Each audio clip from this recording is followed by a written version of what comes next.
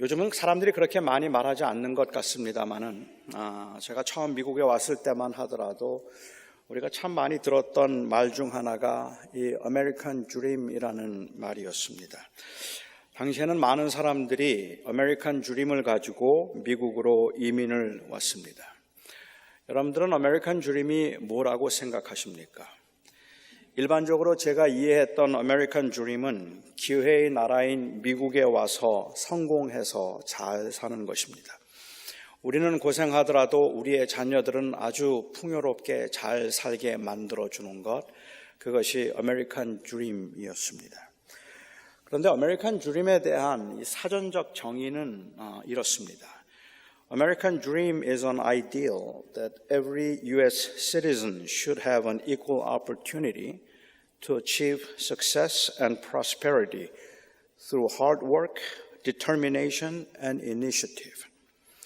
American dream이란 모든 미국 시민들이 노동과 선택, 주도권을 통하여 성공과 번영을 이루기 위한 평등한 기회를 가져야 한다는 이상이다 라고 그렇게 정의를 합니다.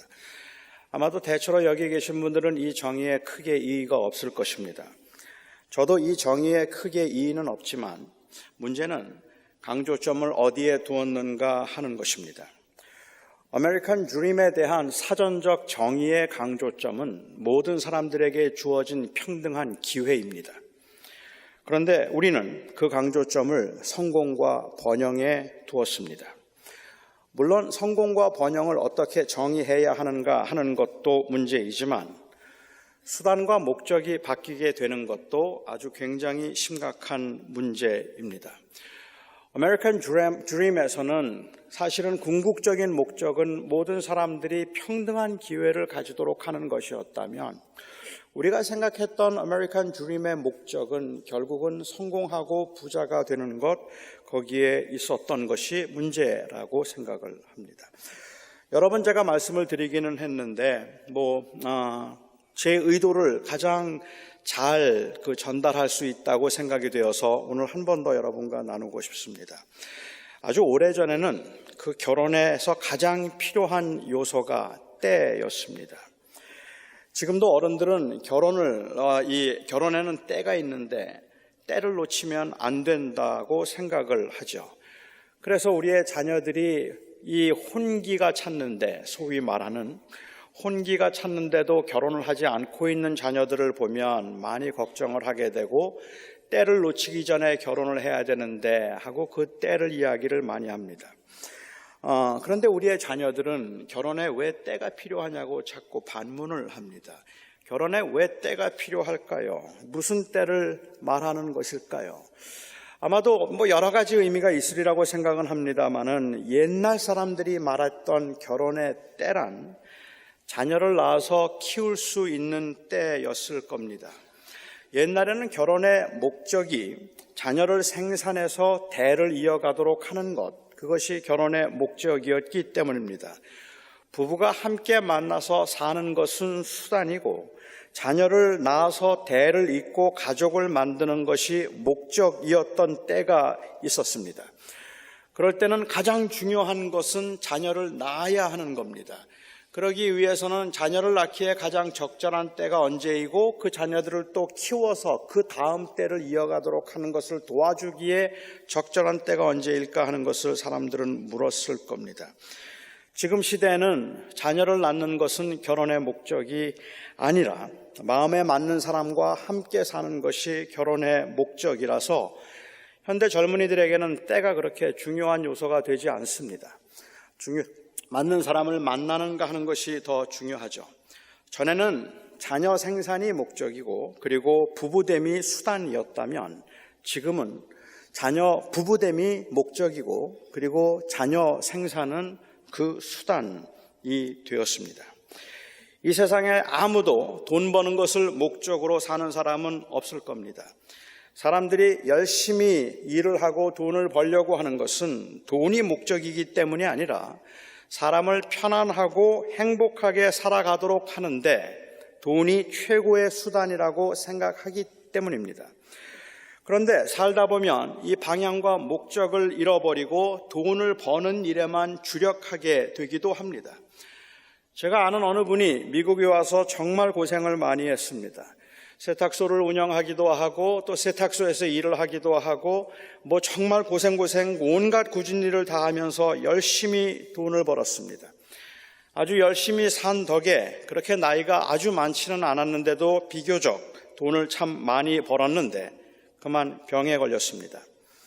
결국은 그 병으로 세상을 떠나셨어요. 그 세상을 떠나면서 죽기 전에 나는 이대로는 억울해서 못 죽어요. 나는 이대로는 억울해서 못 죽어요. 탄식하셨습니다. 돈 버는 게 목적이 아니라 잘 사는 게 목적이었는데 벌어놓은 돈을 쓰지도 못하고 죽게 되었으니 너무 억울하셨나 봅니다. 그런데 사실 우리가 바싹 정신을 차리지 않으면 수단이 목적이 되거나 아니면 이 목적을 상실한 채 정신없이 그냥 살게 되는 경우들은 허다하게 많습니다. 청년 때는 순수하기도 하고 이상적이기도 해서 나중에 돈을 벌면 좋은데 꼭 쓰겠다는 그러한 목적이 있습니다. 그래서 열심히 공부하고 열심히 돈을 법니다. 꼭 성공해서 힘이 생기고 돈을 벌게 되면 약하고 소외된 사람들의 편에 서겠다고 내가 그 억울하고 힘들고 그리고 어렵게 살았기 때문에 어렵게 사는 사람들을 내가 도와주는 그러한 사람이 되겠다고 다짐을 하는 사람들은 굉장히 많지만 막상 힘이 생기고 돈이 생기면 사람들은 달라집니다. 더 큰 꿈을 이루기 위해서는 아직은 다른 사람들을 돕기에는 충분히 힘이 없어서 조금 더 돈을 벌어야 한다는 그럴듯한 명분이 있기는 하더라도 결국은 이 일은 끝이 없는 일이 되고 말 뿐만 아니라 원래의 목적을 상실한 채 수단이 목적이 되어버리기도 합니다. 약자와 소외된 자를 위해서 산다는 말이 그냥 막연한 이상이 아니라 진실한 목적이며 의미였는가 하는 것은 실제로 돈을 벌어보면 압니다. 그리고 안정적인 자리에 올라가 보면 알 수 있습니다. 물론 어떻게 그 목적을 이루며 살 것인지, 언제 그 목적을 이루며 살 것인지에 관한 고민들이 가능한 것은 사실이겠지만 현대인들, 특히 현대 그리스도인들에게서 보이는 모습은 처음부터 그리스도인으로서의 삶의 목적의식이 아예 없거나 아니면 그 목적을 이루기 위한 수단에 눌려서 목적을 상실한 모습으로 보인다는 것이 안타깝습니다. 어쩌면 모든 현대인들이 행복을 인생의 목적으로 삼았다 할지라도 그 목적을 이루기 위한 최고의 수단으로 생각했던 이 돈과 권력에 행복을 빼앗긴 채 그냥 방황하고 있는 것인지도 모릅니다. 인생은 정말 한 방이다. 그냥 한 번 터지면, 그러면 대박 나면, 그러면 인생은 피는 거다. 이렇게 생각하고 믿는 사람들이 있다면 그들이 대표적인 인물로 꼽을 수 있음직한 사람이 바로 요셉입니다. 요셉이 경험한 인생 역전 드라마는 정말로 웬만한 사람들은 경험하기 어려운 흔치 않은 일입니다. 가장 밑바닥 인생에서 그야말로 한순간에 최고의 자리에 오른 사람이 요셉이었으니까요. 그야말로 흙수저 중에 흙수저라고 할 수 있는 요셉이 어느 날 갑자기 그냥 그 꿈 한 방에 최고의 자리에 올라갔습니다. 대체로는 밑바닥에서 시작했어도 차근차근 정상을 향해서 올라가는 법인데 요셉의 생애에서는 하루아침에 대반전이 일어났습니다. 여느 날처럼 그냥 새벽에 일어난 이 요셉은 간수장을 도와서 옥에 있는 사람들을 돌보고 있었습니다. 그런데 바로가 보낸 사람들이 요셉을 찾아왔습니다. 그때까지도 아무도 요셉에게 무슨 일이 일어나고 있는지 몰랐어요. 요셉도 몰랐고 그 요셉의 주변에 있는 사람들도 무슨 일인지 몰랐습니다. 성경은 바로가 요셉을 급히 찾았다라고 기록을 했는데 느닷없이 왕이 이 감옥에 갇혀 있는 노예를 급히 찾았다는 말에서 그 보디발의 집에서 느꼈을 그 당황스러움과 소란스러움 우리가 어느 정도는 느낄 수 있습니다. 요셉은 급하게 수염을 깎고 옷을 갈아입었다고 했습니다. 팔레스틴 지방에 살고 있던 사람들과 이 셈족들은 수염을 기르는 반면에 애굽 사람들은 위생상의 이유로 수염을 기르지 않았고 그리고 머리털도 기르지 않았습니다. 그래서 머리털과 수염을 다 밀었던 것이 애굽 사람들의 관례였어요. 요셉이 그동안 보디발의 집에 있을 때에는 애굽인과 차별화된 노예 신분으로 수염을 그냥 기르고 있었다면 바로왕 앞에 섰을 때는 그런 차별화된 모습이 아니라 바로의 수하에 있는 사람이라는 예의를 갖추도록 하기 위해서 수염을 깎고 옷을 정결하게 갈아입도록 한 것 같습니다. 그렇게 바로의 호출을 받고 요셉이 갈 때만 하더라도 보디발의 집에 있던 사람들은 그냥 잠시 다녀올 것이라고 생각했습니다. 아니 어쩌면 이제 못 돌아온다고 생각했을 겁니다. 왕이 그를 찾았다면 심각하게 뭔가 잘못했을 것이고 왕에게 잘못을 했다면 단순히 감옥에 갇히는 것 정도가 아니라 그런 죽음을 면치 못할 것이라고 사람들은 생각했기 때문이겠죠. 이 일이 며칠 혹은 몇 달이 걸렸는지는 우리가 정확히 알 수 없습니다만은 그냥 성경에 기록된 대로 우리가 읽어보자면 그렇게 보디발의 집을 떠난 요셉은 다시는 보디발의 집으로 돌아오지 않았습니다. 바로는 자기의 꿈을 해석하고 그 해석에 대한 그 꿈을 해석한 후에 해석에 대한 그러한 그럴듯한 이 해결책을 제공했던 요셉을 아주 좋게 보았습니다. 여러분, 왕에게 꿈을 한번 해몽해 주므로 왕에게 인정받은 이 요셉에게 일어난 변화를 한번 생각해 보시기 바랍니다. 바로는 요셉을 애굽의 총리로 삼았습니다. 자기의 인장 반지를 요셉의 손가락에 끼워 주었습니다. 최고의 옷을 입혀 주었고 굵은 금목걸이를 목에 칭칭 감도록 했습니다. 애굽의 2인자만이 탈 수 있는 수레를 내주어서 그 말 수레를 타고 다닐 수 있게 해 주었습니다. 제사장의 딸 아스낫과 혼인하도록 그렇게 했습니다. 느낌이 오십니까? 요셉에게 부와 권세가 주어졌고 그리고 또한 그 제사장의 사위가 됨으로 인한 든든한 배경까지 생겨서 아무도 그를 건들 수 없게 만든 것입니다. 왕도 그의 배경이 되었고 당시의 제사장도 애굽의 제사장도 그의 배경이 되어서 온갖 권력과 그리고 또한 부귀를 누릴 수 있게 되었고 그는 아무도 범접할 수 없는 그러한 최고의 자리에 오르게 된 것입니다.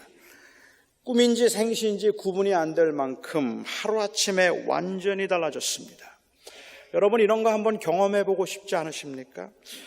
목사인 저는 언제 이런 걸 한번 경험해 볼 수 있을까요? 언제 한번 하루아침에 인생이 바뀌는 것을 경험할 수 있을까요? 한 3만 명쯤 모이는 교회에서 저를 담임 목사로 청빙하는 겁니다. 어떨까요? 그래서 제가 그 교회 청빙을 받아 갔는데 운전기사가 딸린 최고급 승용차를 내주는 거예요. 그래서 최고급 승용차를 타고 여러 명의 비서를 두어서 그 비서들이 제 모든 일정들을 관리할 뿐만 아니라 저의 모든 일들을 다 수족이 되어서 도와주고 있는 겁니다. 이쯤 되면 제가 요셉의 출세가 좀 실감이 날까요? 제가 만약에 요셉이라면, 아니 제가 여러분들에게 말씀드렸던 이런 걸 경험한다면 저는 그 교회에 부임하고 난 다음에 꼭 한번 한길교회에 와 볼 겁니다. 제가 한길교회에 와서 나 이런 사람이었다고 말할 겁니다. 내가 이렇게 출세했다고, 내가 이렇게 잘났다고, 그런데 나 있을 때 나 무시하고 그리고 나한테 눈길 한번 주지 않고 나에게 함부로 대했던 사람들 한번 보라고 아마 폼을 내면서 제가 출세하고 성공해서 무엇을 누리고 있는지를 말하고 싶을지도 모르겠어요. 제가 만일 요셉이었다면 잘 차려입고 황금마차를 타고 호위무사들과 신하들을 대동해서 보디발의 집에 갔을 것 같아요. 가장 고생하던 곳에 가면 그 출세가 가장 실감나는 법이 아닙니까? 그래서 금이환영이라는 말도 있잖아요. 그러니까 아마 그렇게 집을 한번 가보는 거죠. 보디발이나 보디발의 아내, 밥 많이 먹는다고 이 구박하던 간수, 언감생심 자기에게 눈짓을 보내면서 유혹하던 시녀들이 경악하는 모습은 상상만 해도 재미있습니다. 아마도 보디발과 보디발의 아내는 벌벌 떨었겠죠. 이제 보디발의 아내 같으면 특별히 이 총리가 되어서 나타난 그 요셉 앞에 고개도 들지 못하고 아마 숨었을 겁니다. 많은 사람들은 부러움으로 그를 보았을 겁니다. 생각만 해도 기분이 좋습니다. 이제 요셉의 고생은 끝입니다. 지난 13년 동안 수없이 흘렸던 그 고난의 눈물이 보상되었습니다. 만일 그가 그렇게 고생하면서 노예로 팔려가서 감옥에서 억울한 일을 당하고 감옥에 갇혀서 그렇게 순환과 고난을 당하면서 바로 이 날을 학수고대하고 있었다면, 언젠가 하나님께서 나를 회복시켜 주셔서 이 자리에서 일어서서 이 모든 사람들이 내 앞에서 부끄러워하게 만드는 그날을 하나님께서 주실 것을 기대하면서 참고 기다렸다면 드디어 그 꿈이 이루어졌습니다. 출세가 인생의 목적이었다면 요셉은 그 목적을 이룬 것입니다. 그런데 여러분, 출세가 만일 그의 목적이 아니라 수단이었다면 어떻습니까? 저는 학위를 향해서 정말 열심히 공부하는 학생들을 참 많이 보았습니다. 공부를 하는 동안에는 학위가 인생의 목적인 것처럼 목표인 것 같기도 합니다. 하지만 학위는 지속적인 연구를 하기 위한 수단이고 자격 과정입니다. 그럼 학위를 받고 교수가 되는 게 목표입니까? 엄밀히 말하면 교수가 되는 것도 수단이어야 합니다. 궁극적인 목표는 가르침과 연구이어야 하는 것이죠. 그런데 교수가 되는 것이 목표가 되면 일단 교수가 되었으면 목표를 달성한 것이고, 남은 사명과 일은 이제 달성한 그 목표를 잘 유지하는 것, 그것이 됩니다. 연구와 이 가르침은 교수직을 유지하기 위한 수단이 될 뿐입니다. 저는 인생을 살아가는 데 있어서 이 둘이 비슷하게 보일지라도 아주 다르다고 생각을 합니다. 그냥 단순히 학위가 목적이 되어서 아니면 교수가 되는 것이 목표가 되어서 그 교수가 됐을 때 출세하고 성공인 것이라고 생각을 하고 있다면, 사실은 그가 이 연구를 얼마나 많이 하든지 논문을 얼마를 발표하든지 학생들에게 어떤 이 학문적인 실적을 보여주든지 그건 그렇게 중요한 게 아닙니다. 정말 중요한 것은 교수직을 유지하느냐가 중요한 겁니다. 왜냐하면 그것이 목표였기 때문에 그렇습니다.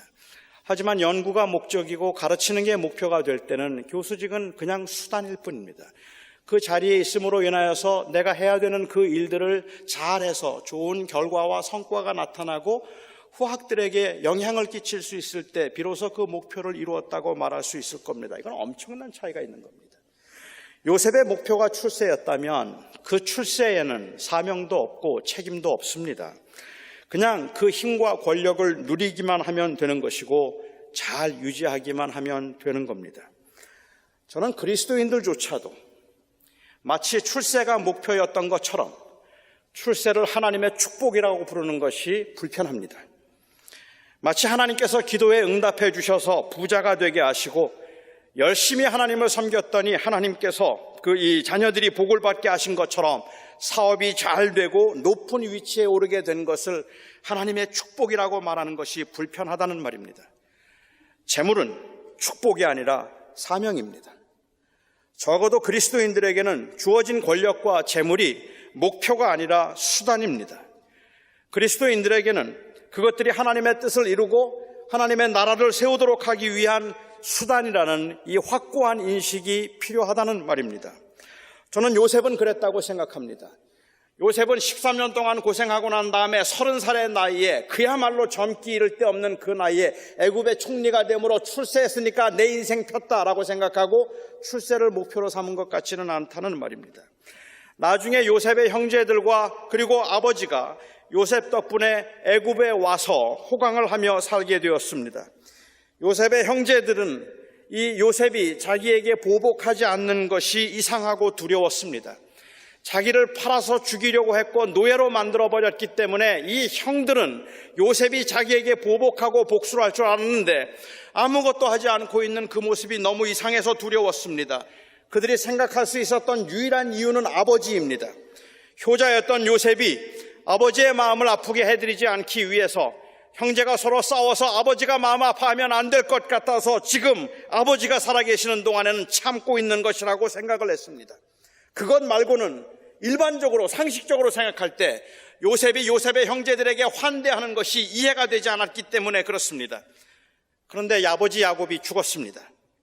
요셉의 형들은 아버지의 죽음으로 인한 슬픔 못지않게 아버지의 죽음으로 인한 요셉의 보복이 두려웠습니다.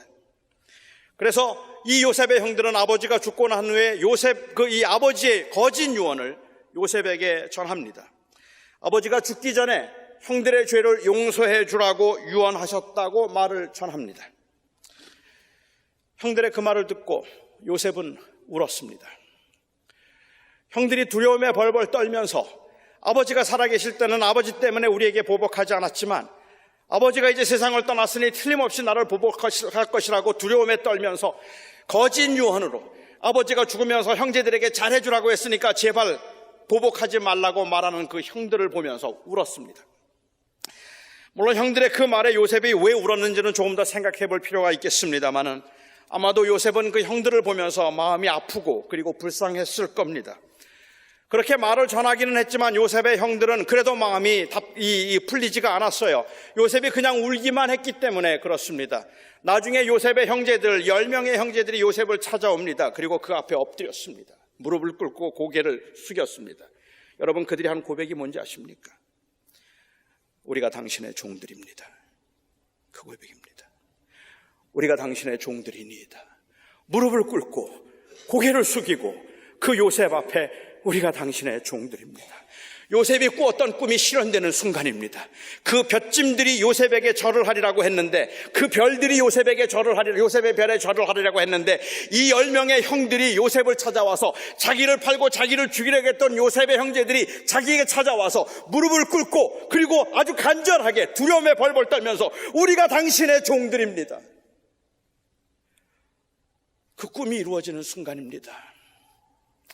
그런데 그때 요셉이 그 형들에게 간곡하게 위로를 하며 한 말이 있습니다. 당신들은 나를 해하려고 하였으나 하나님은 그것을 선으로 바꾸사 오늘과 같이 많은 생명을 구원하려고 하셨으니 당신들은 두려워하지 마소서. 내가 당신과 당신들의 자녀들을 내가 기르리이다. 이건 단순히 요셉이 굉장히 너그러운 사람이라서 그만큼 출세했기 때문에 이제는 옛날 건 다 잊어버렸기 때문에 보인 반응이 아니라 그의 출세를 하나님의 뜻을 이루고 구원 계획을 이루기 위한 하나님의 수단으로 보았기 때문에 보일 수 있는 반응이었습니다. 요셉은 적어도 3번을 이 같은 이야기를 형제들에게 간곡하게 이야기를 합니다. 처음 형들을 보고 자기가 요셉인 것을 알리고 난 다음에도 두려워하지 마세요. 하나님이 그 백성들을 구원하려고 당신들을 지키려고 하나님께서 나를 먼저 보내신 것입니다. 그는 그의 출세를 결코 자기가 다른 사람들을 군림할 수 있는 그러한 자리라고 생각한 것이 아니라 그는 그의 출세를 하나님께서 하나님의 일을 하기 위해서 주신 그러한 일이라고 생각을 하고 있었기 때문에 복수할 수 없었습니다. 보복할 수 없었습니다. 그 형들을 그래서 그 자기의 권력을 가지고 누를 수 없었다는 말입니다. 이 12명 형제들 중에 요셉이 제일 먼저 죽습니다. 나이가 어렸음에도 불구하고 10형제 중에 막내였던 이 11번째였던 요셉이 제일 먼저 죽는데 제가 마지막 시간에 한번 좀 살펴보기는 하겠지만 요셉이 죽으면서 형들에게 했던 유언이 있습니다. 그 유언으로 창세기가 끝나요. 창세기의 결론입니다. 그 유언의 말씀, 나는 죽을 것이나 하나님이 당신들을 돌보시고 당신들을 이 땅에서 인도하여 내사 아브라함과 이삭과 야곱에게 맹세하신 땅에 이르게 하실 것입니다. 나중에 그 약속의 땅으로 들어갈 때에 내 해골을 함께 가지고 가겠다고 약속해 주십시오. 나중에 갈 때 내 해골을 같이 가지고 가겠다고 약속해 주십시오. 그는 애굽에 살면서 그가 바라보아야 하는 곳은 바로 가나안이라는 것을 알고 있었습니다. 그 아브라함과 이삭과 야곱이 묻혀 있는 그곳에 이제 그 가족들과 함께 자기도 묻히고 싶었습니다. 애굽에 살고 있었지만 그의 꿈은 애굽에 있지 않았습니다. 애굽에 살고 있었지만 애굽에서 출세하고 성공한 것이 아니라 그는 바로 약속의 땅을 바라보고 있었다는 말입니다. 우리가 그렇지 않습니까? 우리가 이 땅에 살면서 많은 것을 누리고 있지만, 우리가 이 땅에 살면서 많은 것을 누릴 수도 있지만, 우리가 항상 고백해야 되는 것은, 우리가 바라는 것은 바로 이 땅이 아니라, 애굽에서의 출세가 아니라, 모든 사람들이 부러워하는 그 제2인자가 타는 마차를 타고 목을 금목걸이로 휘감고 다니고 있는 그 모습이 아니라, 내 아버지, 내 조상의 약속하신 그 땅에 들어가는 것, 그게 바로 우리의 목표가 아니냐는 말입니다. 그게 우리의 목적이 아니냐는 말입니다. 그런데 어떻게 예수 믿는 사람들이 이 땅에서의 출세를 축복이라는 이름으로 그냥 누릴 수 있느냐는 말이에요. 어떻게 이 땅에 사는 동안에 내가 권력을 가졌으니까 그 권력을 가지고 권력을 남용해서 다른 사람들을 누르고 가난하고 약한 사람들을 무시하면서 흙수저가 금수저 된 것이 마치 대단한 축복이나 되는 것처럼 아무런 사명도 느끼지 않고 살 수 있겠느냐는 말이에요. 우리가 이 땅에 소망을 두고 사는 게 아닌데, 우리가 죽어서라도 그 해골이라도 약속의 땅에 들어가고 싶은 게 우리인데, 요셉은 그의 출세를 목표로 생각했던 적이 없었습니다. 그의 목표는 애굽에서 잘 사는 것이 아니라 하나님의 언약의 백성으로 약속의 땅에서 사는 것이었습니다. 돈 걱정하지 않아도 될 만큼 모아두었기 때문에 인생의 목표가 달성된 것은 아닙니다. 그리스도인의 목표는 그렇게 달성한 목표, 그 목표를 서스테인하기 위해서, 메인테인하기 위해서, 그냥 유지하기 위해서 실수하지 않고 성실하게 사는 것도 아닙니다. 그런데 너무 많은 사람들이 그것을 목표가 아니라고 말을 하지만, 일단 우리가 원하는 것들을 성취하고 나면 우리의 모든 관심은 그 원하는 성취한 것을 잃어버리지 않는 데만 있어요. 어떻게 하면 이것을 계속해서 유지할 수 있을까? 그리스도인의 목표는 그 목표를 유지하기 위해서 그냥 단순히 실수하지 않는 것, 그것도 아닙니다. 그건 처음부터 목표가 아닙니다. 그것은 그리스도의 제자로 이 세상을 살아가도록 하기 위한, 사명을 이루기 위한 수단일 뿐입니다. 그런데 사람들은 돈을 벌면 마치 돈 버는 것이 인생의 목표였던 것처럼 인생의 목적을 잃어버립니다. 돈을 벌지 못하면 마치 그 수단이 없어서 목적을 이룰 수 없는 것처럼 또한 목적을 잃어버립니다. 그래서 하늘에 소망을 두고 사는 그리스도인임에도 불구하고 돈을 벌어도, 돈을 벌지 못 벌어도 이 세상에 살아야 할 사명과 이유가 분명치 않습니다. 그것이 현대인들에게서 보여질 수 있는 모순입니다. 전에도 제가 말씀드린 기억이 있습니다마는, 제가 아는 어느 미국 목사님이 신학교에 있을 때 평생 목회를 하면서 3번만 목회지를 옮기게 해달라고 기도를 했답니다. 미국 목사들이 한 교회에 머무는 그 평균 수명이 4.8 years입니다. 5년이 되지를 않습니다. 그러니까 한 교회에서 5년 이상 있는 것도 그게 평균이라고 한다면, 그 평생을 목회하면서 3번만 옮기게 해달라는 것, 그것은 현실적으로는 욕심입니다. 그리고 그가 첫 교회에서 30대 중반에 부임한 첫 교회에서 10년 동안 사역을 했습니다. 많은 시행착오가 있었고, 그리고 그 시행착오를 통한 배움이 있었습니다. 그리고 그는 40대에 두 번째 교회로 사역지를 옮겼습니다. 그 교회에서는 하나님께서 많은 성장을 보게 하셨고, 그리고 부흥을 보게 하셨습니다. 그가 그곳에서 사역을 하고 얼마 지나서, 그렇게 큰 교회가 아니었었는데 그가 사역을 하면서 교인이 한 1,500명 정도 되었답니다. 그분의 간증입니다. 교인이 1,500명이 되니까 교회가 저절로 성장하더랍니다. 교인들 그냥 잘 지내더랍니다. 크게 실수만 하지 않으면 이제는 내가 고생할 일이 없겠다 싶었답니다. 1,500명의 교인을 모아놓고 내가 이제 크게 넘어지는 일만 없다면 내 평생 이제 고생은 하지 않아도 되겠구나라는 생각이 들었다는 거죠.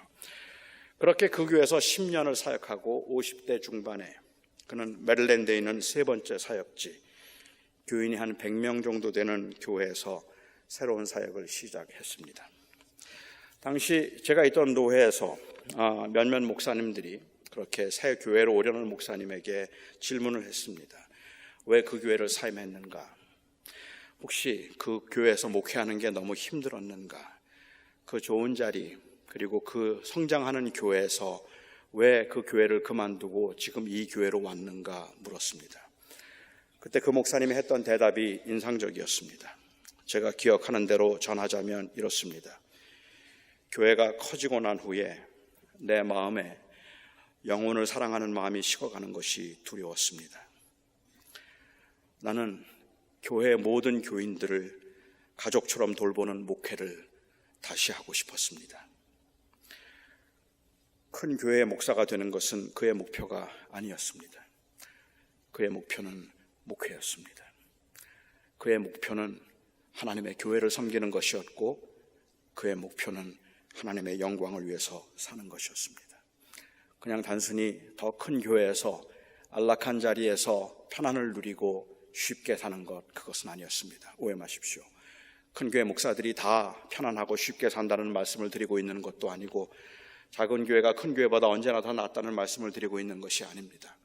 제가 말씀드리고 싶은 것은 그것이 출세라 할지라도 그거는 축복이 아니라는 말입니다. 그것은 목표일 수 없다는 말입니다. 우리의 궁극적인 목표는 바로 하나님을 높이는 것이고 하나님과 동행하는 것이기 때문에 출세를 누리면 안 된다는 말을 드리고 싶은 겁니다. 저는 오늘 요셉의 생애에서 우리가 보는 또 다른 하나의 오해를 여러분과 함께 살펴보았습니다. 노예로 밑바닥 인생을 살던 요셉이 하나님을 잘 섬기고 진실하고 성실하게 그에게 주어진 일에 책임을 다하며 살았더니 하나님께서 그를 마침내 애굽의 총리로 세우셨다. 이 말은 하나님을 섬김이 수단이고 애굽의 총리가 되었다는 것이 목표인 것처럼 들리기 때문에 마땅치 않습니다. 11조를 해서 하나님께서 복을 주셨다고 말하면 마치 우리는 그 말을 통해서 그 11조를 하나님께 드림으로 우리의 삶이 하나님의 손 안에 있다는 그 고백보다 복을 받았다는 것이 더 중요한 것인 것처럼 말하고 있는 게 아쉽더라는 말입니다. 우리의 목표는 우리에게 주어진 모든 것이 하나님의 영광을 위해서 쓰임을 받는 것이 우리의 목적이지 우리가 더 큰 부자가 되는 게 우리의 삶의 목적일 수는 없기 때문에 그렇습니다. 요셉의 출세를 마치 인생의 목표를 달성한 것처럼 묘사하는 것은 본질에 대한 심각한 왜곡입니다. 제가 알고 있기로는 요셉은 한 번도 그것을 출세했기 때문에 내 꿈을 이루었다고 말한 적이 없다는 말입니다. 요셉은 그렇게 출세하고 난 다음에도 그것조차도 하나님이 많은 생명을 구원하기 위해서 나를 미리 보내신 것이라고 생각할 만큼 그것을 사명으로 생각하고 있었단 말입니다. 요셉도 알고 있었지만 요셉의 출세는 하나님의 구원을 이루기 위한 수단이었을 뿐입니다. 그가 옥에서 주어진 그 일을 감당했던 그것과 마찬가지로 애굽의 총리가 되어서 그 감당했던 그 일도 하나님의 백성들을 구원하도록 하기 위한 하나님의 일이었습니다. 그리스도인들에게는 재물도 지위도 목적일 수 없습니다. 모두가 다 수단입니다. 그리고 저는 오늘 그것을 사명이라고 불렀습니다. 참으로 애석하게도 그동안 우리 교회는 하나님께서 허락하신 그 모든 수단들을 축복이라고 불렀고 이 축복이라는 말 속에는 책임도 사명의식도 없었습니다. 그렇게 축복받은 사람들에게 섬김과 헌신은 자선이었고 그리고 또한 시련을 당하지 않고 복을 유지하도록 하기 위해서 해야만 하는 그러한 의무였을 뿐이지 사명과 책임은 아니었습니다. 이제 우리는 다르게 생각해야 합니다. 옥에 갇혀 있을 때나 총리가 되었을 때나 한결같은 마음으로 성실하게 하나님께서 맡기신 사명을 감당하고 있는 것이라고 생각했다면 요셉은 참으로 존경스러운 믿음의 사람입니다. 하지만 요셉이 옥에 갇혀 있을 때는 겸손했지만 총리가 되고 난 후에는 축복을 받아서 출세했다고 거들먹거렸다면 그의 출세는 적어도 그리스도인으로서 부러워할 것도 흠모할 것도 아닙니다. 세상은 그렇게 말하지 않고 이 세상 사람들은 너 얼마를 가졌는가를 끊임없이 묻고 있고 너는 무엇을 할 줄 아는가를 묻고 있어서 그 능력과 소유에 의해서 한 사람의 가치를 결정하는 이 세상에서 엄청난 유혹과 싸워야 하는 것은 사실이지만 요셉이 옥에 갇혀 이 갇힘을 총리가 되기 위한 수단으로 보기보다는 옥의 갇힘도 총리가 됨도 하나님의 역사를 이루기 위한 수단으로 보았을 때, 다시 말하면 고난도 출세도 사명으로 보았을 때 우리는 이 땅에서 그리스도인으로서의 온전한 자리매김을 할 수 있을 것이라고 확신합니다. 너무 많은 경우에 축복이라는 이름으로, 그것이 하나님께서 주신 복이라는 미명으로 우리에게 주어진 사명을 누리지 못했고, 많은 사람들은 그냥 그것을 복이라 생각해서 한없이 부러워하면서 그것만 이루려고 했습니다. 우리는 우리에게 주어진 현장에서 내게 주어진 모든 것은 사명입니다라는 그 고백을 가질 수 있다면, 요셉의 생애가 정말로 부러워 보이는 것은 총리가 되어서가 아니라 그의 믿음을 지킬 수 있었던 것이 될 것입니다. 요셉처럼 우리가 그 믿음을 지키며 우리에게 주어진 삶의 현장에서 이 모든 것들이 바로 하나님이 우리 하나님의 역사를 위하여 우리에게 주신 것임을 잊지 않기를 바랍니다. 기도하겠습니다. 사랑하는 나의 아버지 하나님, 이 세상에 살면서 우리는 너무도 버겁고 힘든 세상을 살며 조금만 더 가졌으면 좋겠다 생각하고 조금만 더 편했으면 좋겠다 생각합니다. 교회도 교인이 조금만 더 늘었으면 좋겠다고 생각하고 저도 교회에서 조금만 더 대접을 받았으면 좋겠다는 생각을 할 때가 있습니다. 마치 그것이 제 인생의 목적인 것처럼 아니라고 고백을 하는데도 그렇게 보여질 수밖에 없는 상황이 우리 안에 있음을 고백합니다. 사랑하는 나의 아버지 하나님, 우리가 얼마나 치열하게 우리와 싸워야 하는지, 우리가 얼마나 치열하게 우리 자신과 싸워야 하고 이 세상의 유혹과 싸워야 하는지, 하나님, 저희의 입술에서, 저희의 손과 발에서 나오는 그 진실한 고백이 제게 주신 모든 것이 사명입니다. 그 고백일 수 있기를 바랍니다. 하나님, 도와주시고 주의 성령으로 저희들로 하여금 이 영원한 하나님의 나라를 우리가 소망하며 살아가는 하나님의 사람임을 다시 기억할 수 있게 하여 주시옵소서. 예수님의 이름으로 간절히 기도하옵나이다. 아멘.